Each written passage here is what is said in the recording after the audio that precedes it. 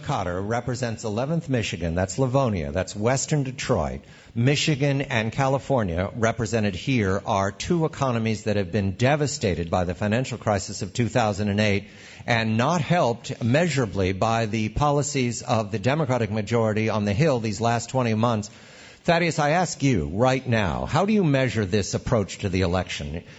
Are the American people paying attention? Do they understand the risk we're taking? Well, first, John, thank you very much for having me at Batchelor Palooza. I wouldn't miss it for the world. But when we talk about the election, one of the things that I find so striking is the elitism of the Democratic Party, because we hear that it's an angry electorate, that it's just the conditions which they don't understand. But the reality is the American people understand the policies that are being pursued by the federal government are not in their best interest. They find them injurious and they want them stopped. And so this is proven. It's not just my supposition. I think the evidence is out there. If the Democratic Party's policies were so good and it was just a frustrated electorate, the Democrats would be running on the stimulus. They'd be running on the cap and tax proposal. They'd be running on their health care reform. But instead, they're running away from it. So I think that one of the things that should come out of this election is the Democratic Party should realize that it's captured by the left. And dragging them into policies that are not good for the American people is well understood by the electorate, and it's going to be fundamentally rejected. And Thaddeus, at this point, because we don't make predictions ahead of time, the polls are looking very good. Do you believe that the closing argument for the Republican Party is sound? Do you want more from the Republican Party as they close this election? I think every individual candidate that's running now will make their own closing argument to their constituencies. I'm a federalist. People get elected by district. They get elected by state. They don't get elected by a centralized ideology out of Washington. And I think that that's one of the fundamental things that we have to correct.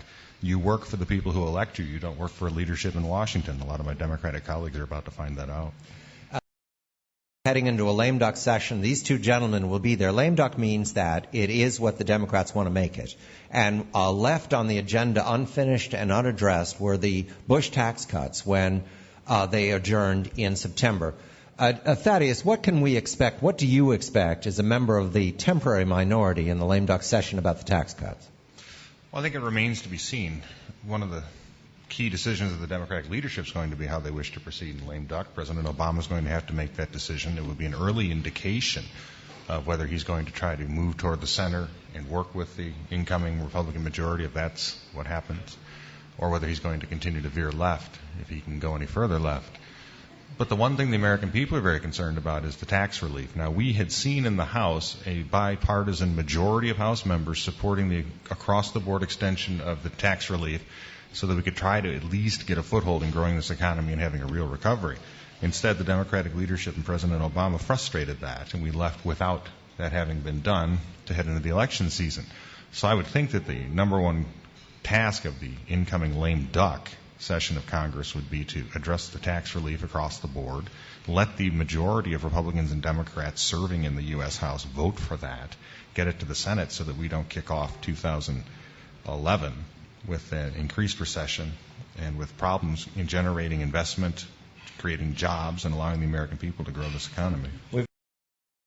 I do start with Thaddeus. Thaddeus, it looks good for the party right now. You've been through the last two cycles where you got pummeled. You got the heads were taken off.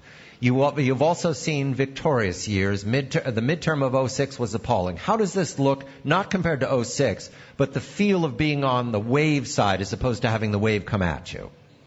Well, John, I think it's important for Republicans to remember that this is being done by the American people. It is not coming out of any Washington-centric ideas that have come out of this. The American people have decided they want to see limited government, and they want to vote for people who have more faith in the American people to solve problems than they do in a bunch of Washington elitist bureaucrats to do it for them. And as the Republican Party, when Larry talks about our closing argument, I think that has to be our fundamental closing argument, is that we put our faith in you, we don't put our faith in Washington. And as we make that closing argument as Republicans, it's important to remember our history. It's important to remember why we joined the party in the first place. We joined what we believe to be the party that expands human freedom, that expands self-government, and protects the dignity of the individual. And you make that argument to a public that knows that it can solve problems better than Washington, which tends to create more problems than it ever solves. I think that's a fine closing argument. I know it worked for Republicans from Lincoln through Roosevelt through Reagan.